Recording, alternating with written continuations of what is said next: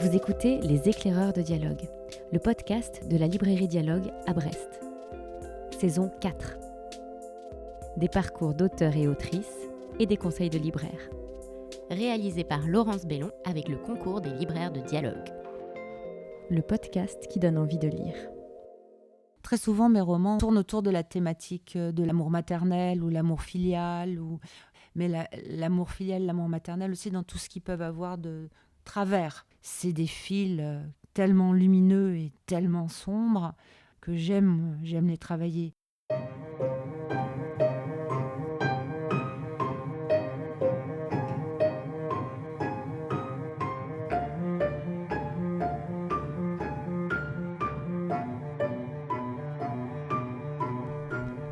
Deuxième épisode de notre podcast avec Carole Martinez. Après avoir arpenté les sentiers de son enfance, marqués par sa grand-mère et où ont été semées les premières graines de son chemin vers l'écriture dans le premier épisode, nous plongeons dans son nouveau roman paru en cette rentrée littéraire 2024. Dors ton sommeil de brute, c'est son titre, issu d'un vers de Baudelaire. On y retrouve l'univers de Carole Martinez, à nul autre pareil, ses obsessions, parmi lesquelles figure son exploration de l'amour parental, mais c'est aussi un roman qui, plus que les précédents, résonne avec notre époque contemporaine et ses angoisses, saisit le bruit du monde par la fiction, tout en laissant place à l'espoir. Au fil d'une conversation avec Carole Martinez, entrecoupée de lectures, nous découvrons tout de suite les coulisses de l'écriture de ce roman. Un long hurlement, celui d'une foule d'enfants, secoue la planète. Dans les villes, le cri passe à travers les murs, se faufile dans les canalisations, jaillit sous les planchers, court dans les couloirs des tours où les familles dorment les unes au-dessus des autres. Le cri se répand dans les rues. On n'a jamais rien entendu d'aussi effrayant que ce hurlement qui crisse sur le tableau noir de la nuit. Chaque enfant crie précisément 112 secondes. Au cœur de cette nuit du 1er au 2 février, rien n'arrête cet étrange phénomène et il n'est pas certain qu'un seul petit endormi ait été épargné. Dans les hôpitaux, même les enfants dans le coma hurlent. Le cri se propage d'est en ouest à la vitesse de la rotation terrestre et touche la planète entière.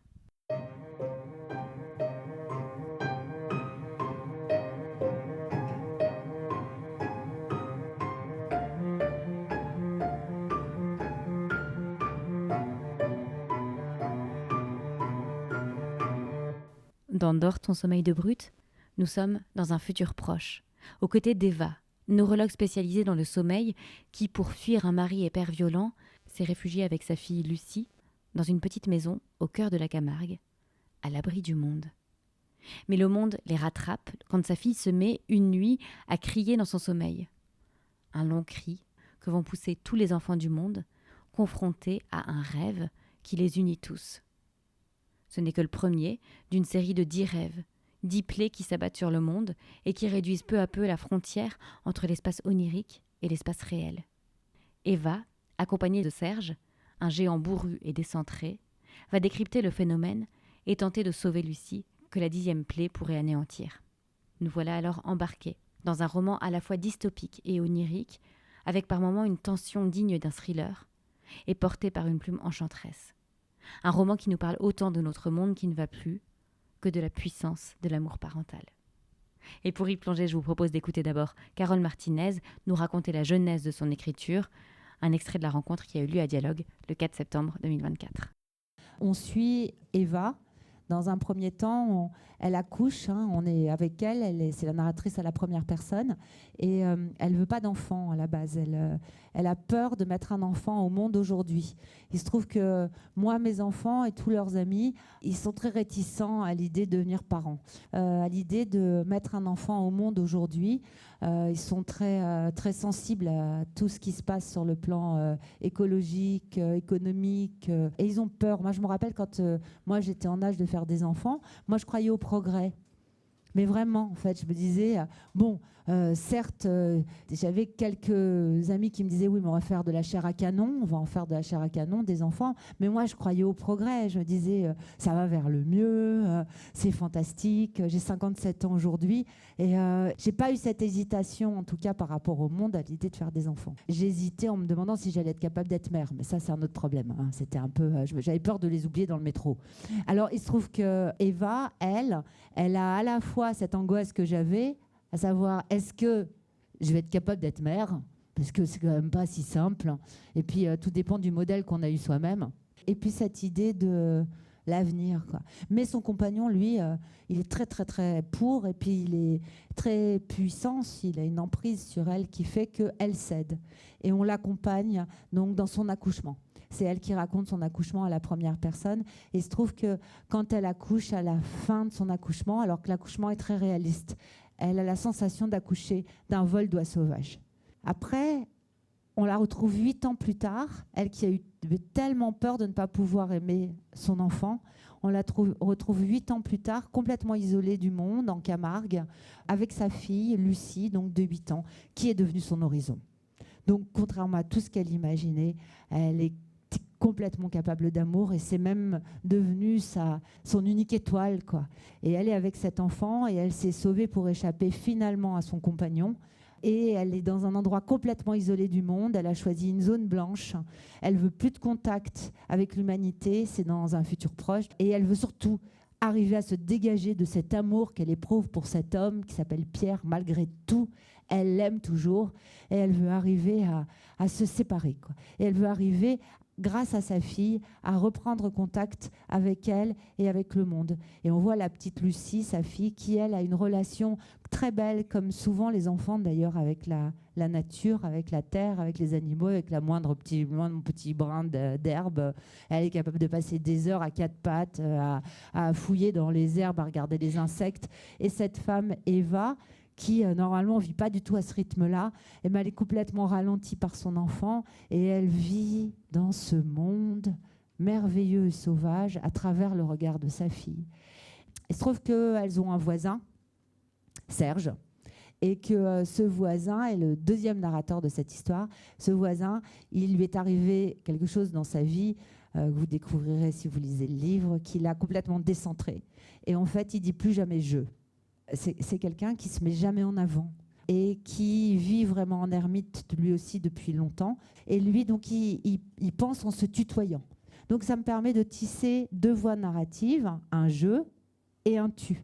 Et lui, il vit tout seul, il n'a pas de contact avec le monde non plus, seulement comme il a des acouphènes, pour couvrir les acouphènes, il se réveille avec sa petite radio qui est devenue sa compagne et il est tout le temps branché en fait sur le monde grâce à cette compagne-là qui cause, qui est la petite radio, qui est le petit transistor. Et elle est là, elle lui raconte tout ce qui se passe dans le monde, quoi, sa radio. Cette structure-là, c'est né en fait, même si je ne parle pas du tout de ça, parce que j'avais vraiment envie de m'en échapper justement, mais c'est né du confinement. C'est né de ce moment où moi j'étais avec mon mari, ma fille, dans la maison que j'habite et on était seuls, on était isolés du monde, on était vraiment entre nous, la petite cellule familiale et en même temps, on avait la radio en permanence, on écoutait la télé, on entendait les frontières se fermer partout, tac, tac, tac. On savait combien de morts chaque jour, on savait... En fait, c'était fou parce que j'avais jamais autant écouté la radio de ma vie, quoi. J'avais jamais été autant branchée sur l'actualité qu'à ce moment-là. Et à la fois, on était complètement isolés. Donc j'ai créé ce personnage de Serge qui vit isolé, mais qui est totalement branché sur le monde grâce à ça. Et puis, au moment du confinement, aussi le premier confinement, il se trouve que j'ai été très insomniaque. Bon, il faut vous l'avouer, j'ai une phobie. J'ai une vraie phobie, c'est les épidémies. C'était pas de chance quand même, hein. J'ai travaillé sur la peste dans La Terre qui penche parce que ça me passionnait, parce que je trouvais ça incroyable. Il faut dire aussi que j'ai des excuses. J'ai mon père qui était phobique bien avant moi. Et quand j'étais petite fille, il n'avait pas son bac, mon papa, hein, mais il était passionné par la biologie, passionné, il aurait rêvé d'être médecin. Et donc moi, j'avais droit à, le soir, j'avais pas les comptes, enfin des fois j'en avais, mais des fois, j'en avais pas. Et des fois, j'avais des planches d'illustration de toutes les maladies possibles et imaginables. Et c'était les monstres de mon enfance. Et évidemment, quand il y a eu ce truc en Chine, tout le monde, oh là là, c'est en Chine, c'est en Chine. Oh, mais moi, j'étais là, mais non, mais c'est en Chine, mais c'est ici. Donc, je suis devenue insomniaque. Bon, ceci explique cela. Et j'ai dormi 1h20 toutes les nuits. Et je me suis dit, ah non, c'est pas possible. Donc, je me suis dit, il faut que je me renseigne sur le sommeil. Pourquoi est-ce que je dors 1h20 ?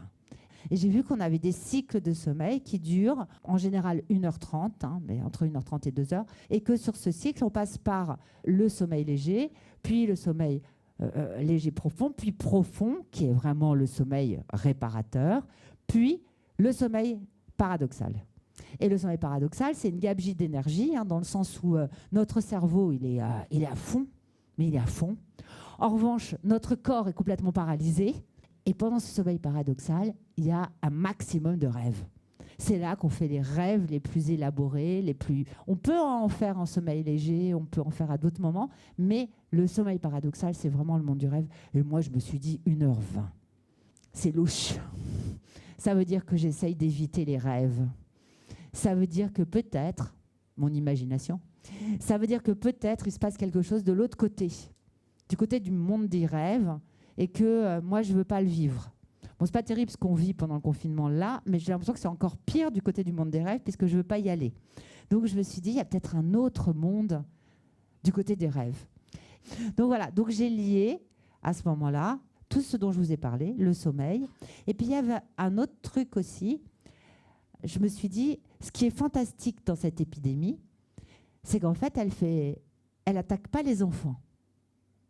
Les enfants meurent pas. Je me suis dit, mais c'est extraordinaire, parce que ça pourrait être bien pire. On imagine la même, mais qui fait mourir les enfants. Oh, je me suis dit, c'est horrible. Je me suis dit, ça serait vraiment horrible. Et c'était devenu une sorte de mes cauchemars, parce que j'ai pensé à la varicelle. Je ne sais pas s'il y a un deuxième stade du virus de la varicelle, le zona. Je me suis dit, il ne manquerait plus qu'il y ait un deuxième stade au Covid. Je me suis dit, non, mais là, c'est l'horreur. Alors, j'étais en plein cauchemar. Je me disais, non, c'est pas possible, je ne peux pas faire ça. Et puis, on se rapprochait d'une sorte de fin du monde. Alors, qu'est-ce que j'ai fait ? Je me suis dit, les fins du monde, il y en a plein dans l'imaginaire collectif et tout. J'ai relu la Bible. Et moi, j'étais là-dedans et j'ai relisé l'Apocalypse parce qu'on était en plein dedans. Et voilà, j'étais nourrie de tout ça.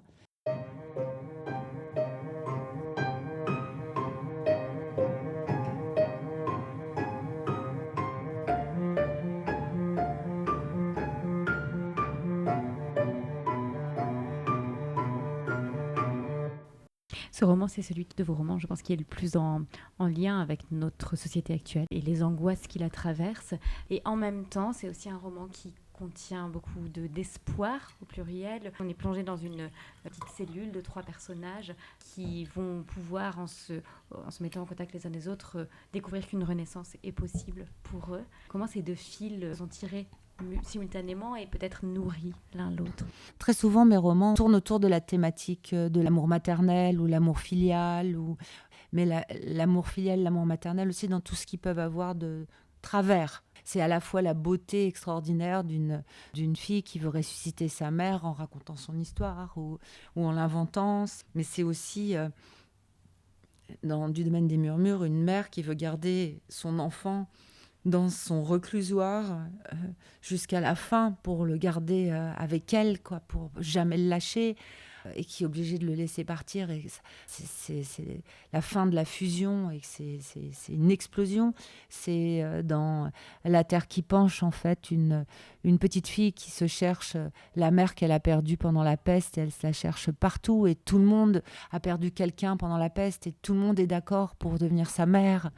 Un four à pain, une rivière, tout le monde veut bien l'accueillir, mais la rivière est prête à la noyer pour être une bonne mère, quoi.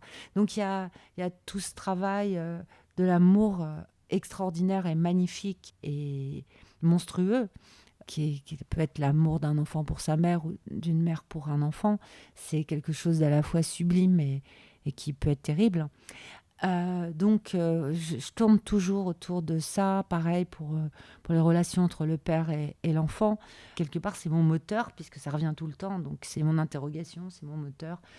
C'est des fils tellement lumineux et tellement sombres que j'aime les travailler.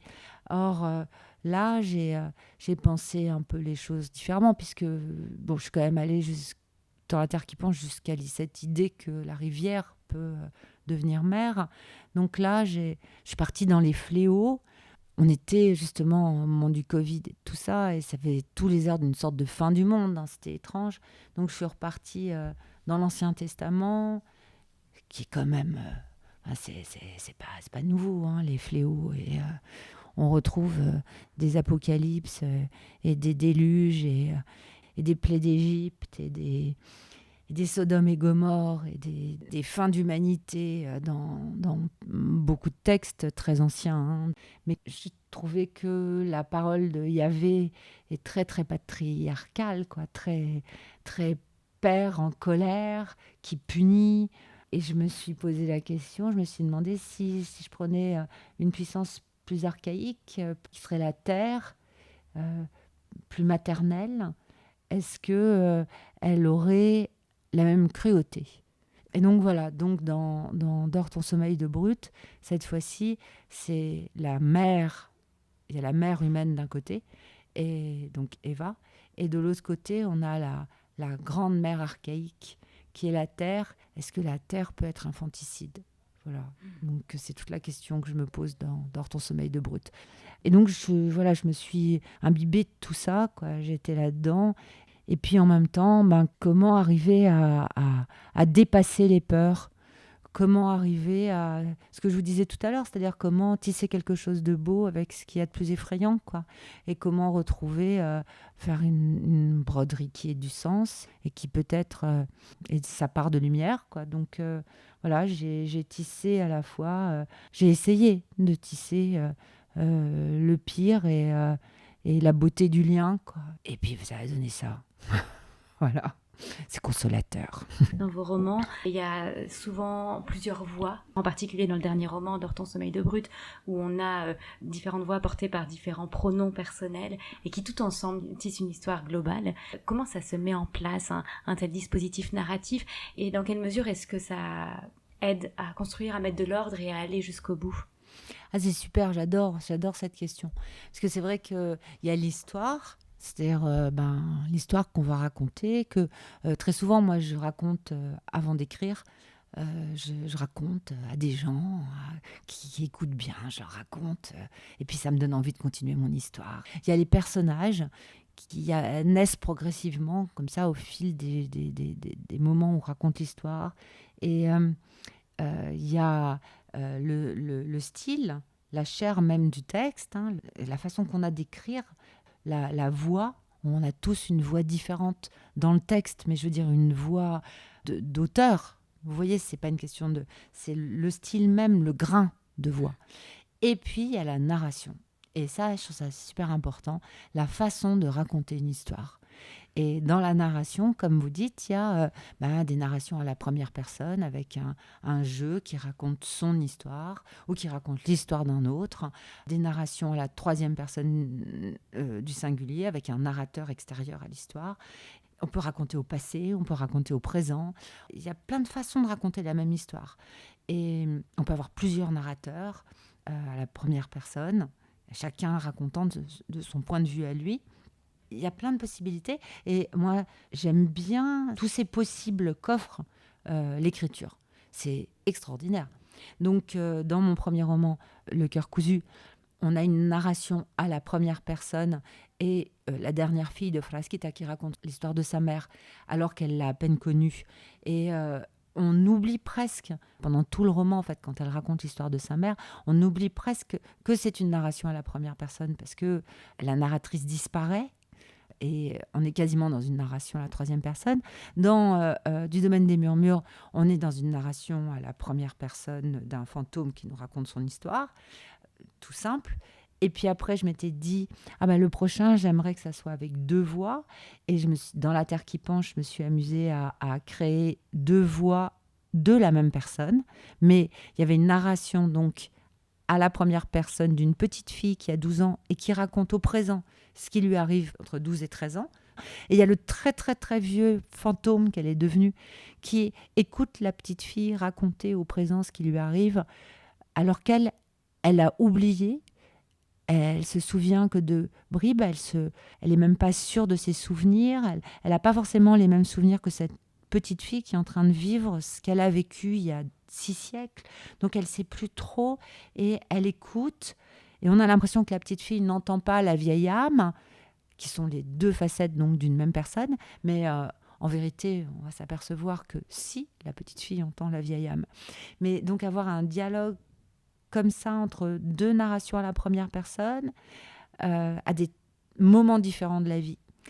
Ça me plaisait bien parce qu'il y avait cette idée d'identité, c'est-à-dire en quoi est-ce qu'on est identique à soi-même entre l'enfance et la très grande vieillesse, qu'est-ce qui fait le lien et qui fait notre identité profonde.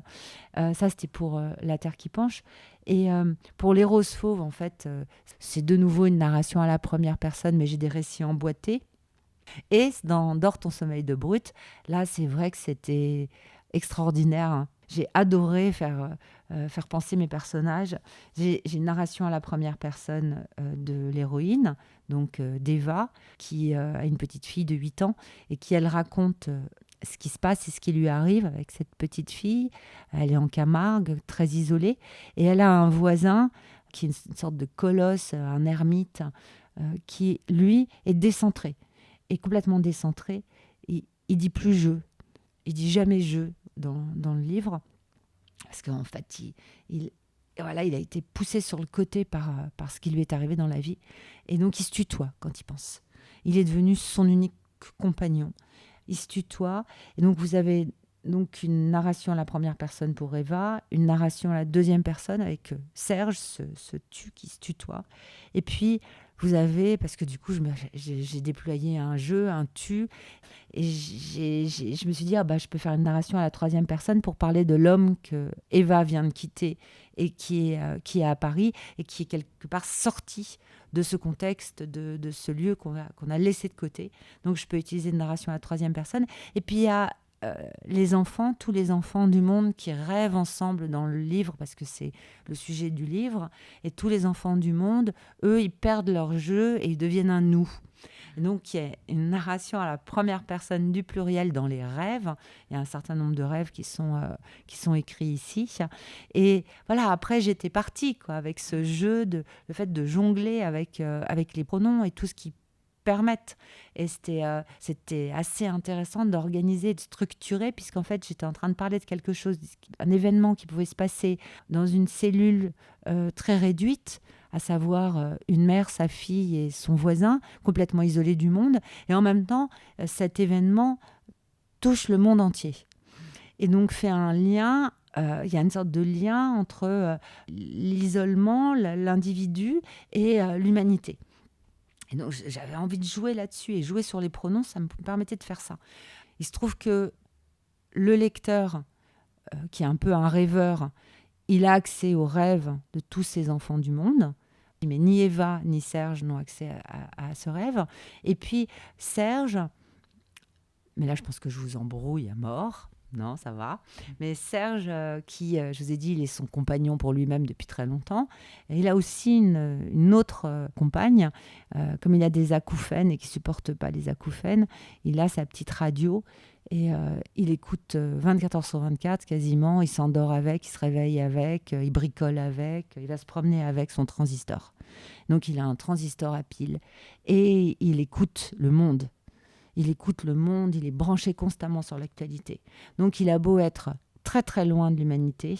En fait, il est tout le temps branché sur l'humanité. Et puis, aussi sur les pronoms, je me souviens d'un jeune homme dans le métro qui partait en crise, justement, de nerfs.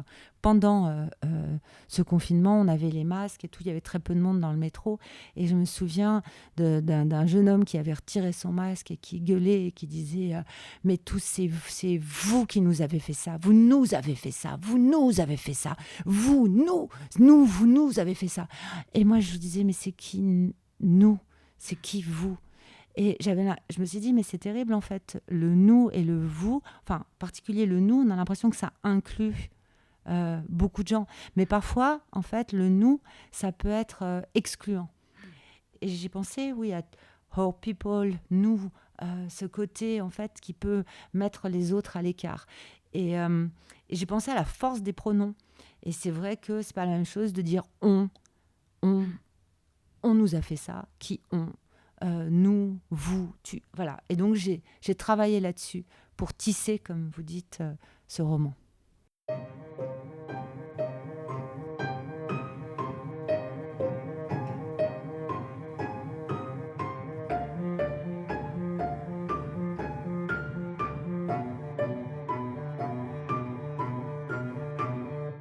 Vous avez évoqué tout à l'heure le grain de voix, le style, la façon dont on choisit certains mots et pas d'autres, dont tout cela se tisse ensemble. Vous avez une écriture qui a une grande musicalité, une certaine poésie. On est dans cet univers-là aussi. Il y a une certaine oralité aussi. Est-ce que pour vous, il est nécessaire de dire le texte pour l'écrire ? Oui, j'écris à voix haute. Ouais, j'écris à voix haute ça c'est depuis toujours. Hein. Donc j'écris à voix haute, j'aime bien entendre ce que j'écris. C'est tellement fort d'ailleurs qu'à un moment donné, je me suis bloqué la mâchoire et quand elle craquait, j'arrivais plus à écrire parce que j'entendais ma mâchoire craquer, ça me gênait dans l'écriture même. Donc oui, j'aime bien écrire à voix haute, j'aime bien me relire à voix haute, j'aime bien lire dès que j'écris quelque chose, le lire à quelqu'un à voix haute, quelqu'un autour de moi. Souvent, c'est mes pauvres enfants ou des copines. Longtemps, était mon père ou mon compagnon. Donc, j'aime bien ça, entendre. Est-ce que vous accepteriez de nous lire un... Bien sûr. Alors, c'est un passage justement à la deuxième personne du singulier. Donc, c'est Serge, le voisin, qui est le narrateur. Tu lui racontes qu'à 12 ans, tu as adopté un étourneau sans sonnet tombé du nid. Il dormait lui aussi dans ta chambre. Tu l'as nommé Piaf. Un matin, tu as entendu ton frère rire, mais Antoine était au foot. Il n'y avait que Piaf dans la pièce. Tu as cru devenir fou, mais 2 jours plus tard, l'oiseau a ri de nouveau en venant te picorer le haut du crâne. À partir de là, Piaf t'a dit des tas de choses. Mais il ne parlait qu'à toi, et seulement quand tu étais seul avec lui. Pendant des mois, personne ne t'a cru jusqu'à ce que tu invites chez toi une fille que tu aimais bien. Tu avais souvent parlé d'elle tout seul dans ta chambre en l'appelant par son prénom, Léa. Tu as dit à Piaf, « Regarde, c'est Léa. » Et l'oiseau argenté a aussitôt déclaré en imitant parfaitement ta voix, « Je t'aime, Léa, je t'aime, donne-moi un baiser. » Vous êtes restés muets, elle et toi. Tu avais tellement honte d'être ainsi découvert et elle n'en revenait pas qu'un oiseau puisse si bien parler. Elle t'a demandé si tu étais ventriloque, mais tu ne savais même pas ce que ça voulait dire, ventriloque. Alors l'oiseau a répondu à ta place. Il s'est posé sur son épaule et a ri, comme Antoine, dans son oreille. Elle ne t'a jamais donné le baiser demandé par ta voix dans le bec de l'oiseau. Elle t'a juste souri. Tu n'étais pas son genre. Elle préférait ton frère. Un soir, Piaf a rejoint une nuée, mais longtemps, et même après la mort de ton frère, il t'a semblé l'entendre rire dans les arbres. Lucie applaudit à ton histoire. Eva installe les petits dans leur nid. Ils doivent y rester, ils salissent les draps, tandis que tu surveilles le bruit du dehors. Il est temps de redescendre et d'allumer la radio pour savoir si un nouveau rêve a commencé sa course autour du monde sans Lucie. Tu ouvres la porte. Dehors, le ciel est pur. Rien ne vient voiler la lune. Ton transistor te confirme qu'il ne s'est rien passé, vous pouvez vous endormir tranquille. Tu l'as inventé, cette histoire des tourneaux qui parlent, te demande Eva, couchée dans le noir contre toi. Pas du tout, c'est vrai. Ça parle pas un étourneau. Bien sûr que si. Ça imite tous les sons. Dans les nuées des tourneaux, on peut entendre de tout. Des couassements de grenouilles, des coups de sifflet, des cris de buse et les éclats de rire d'Antoine.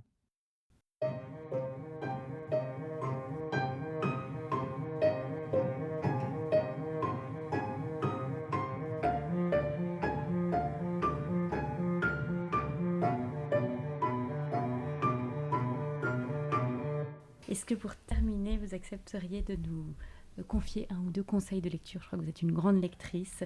Des livres récents ou non qui vous auraient marqué. Alors, je dois avouer que j'ai pas beaucoup lu récemment. Parce que moi, j'ai des périodes où je lis pas. Quand il se passe trop de choses dans ma vie, en fait, j'ai des moments où je lis plus. Donc, d'un petit peu moins récent, c'est-à-dire que c'est un livre qui est sorti au mois de janvier ou février, je crois. Moi, je vous conseillerais le roman de Velibor Kolic, qui est Guerre et pluie. Il a une poésie absolument incroyable et une drôlerie. C'est magnifique pour parler de la guerre en ex-Yougoslavie. Et il a une sensibilité incroyable. J'aime beaucoup cet auteur et particulièrement ce livre. J'ai beaucoup aimé Aussi riche que le roi d'Abigail Assor. Et là, je vous conseille La nuit de David, qui est son deuxième roman. Après, j'ai beaucoup aimé aussi le premier roman le premier roman de Maud Ventura. J'ai pas encore lu le deuxième, Célèbre, mais j'ai beaucoup aimé Mon mari. J'ai beaucoup aimé Blizzard, Marie Vintras. J'ai beaucoup aimé Les mangeurs de nuit de Marie Charelle. J'aime beaucoup Un enfant sans histoire de Mintra Nui. En fait, elle met en parallèle une autiste Asperger, Temple Grandin, et son propre fils, Paul, qui lui est un autiste profond, en fait. Et c'est magnifique. C'est magnifique et on a toujours tendance, quand on parle d'autisme, à penser aux Asperger et on pense pas aux grands handicapés que peuvent être la plupart des autistes. Donc l'autisme, c'est tellement vaste. C'est d'ailleurs absolument incroyable qu'on utilise le même mot pour des handicaps tellement différents. Ce double épisode des éclaireurs de dialogue avec Carole Martinez est terminé. Un immense merci à Carole Martinez et à notre libraire Jeanne Adélaïs qui l'ont rendu possible. Plusieurs livres ont été évoqués au fil de cette plongée dans le parcours et l'œuvre de Carole Martinez et j'en place toutes les références en description de cet épisode. Ils sont bien sûr disponibles à la librairie et sur notre site internet librairiedialogue.fr. Et si cet épisode vous a plu, on compte sur vous pour le partager et en parler autour de vous. N'hésitez pas non plus à vous abonner pour ne pas manquer les prochains.